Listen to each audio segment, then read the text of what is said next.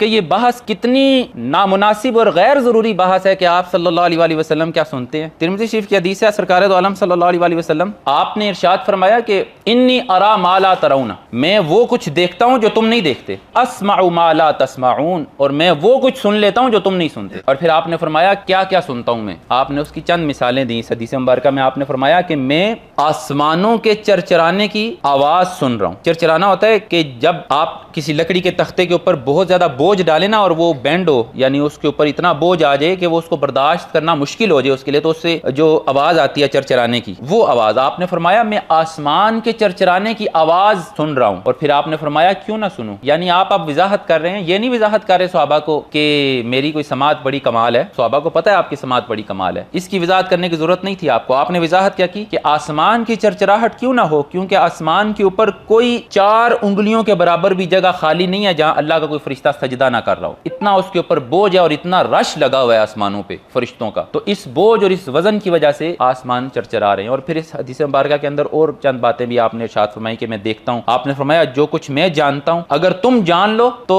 تم ہنسنا کم کر دو اور رونا زیادہ کر دو، یعنی آپ وہ جانتے ہیں جو ہم نہیں جانتے۔ آپ کے علم کی بات بھی اس میں آ گئی۔ تو اس لیے سرکار دو عالم صلی اللہ علیہ وآلہ وسلم آپ سنتے ہیں آپ نہیں سنتے، معاذ اللہ، یہ بہت چھوٹی باتیں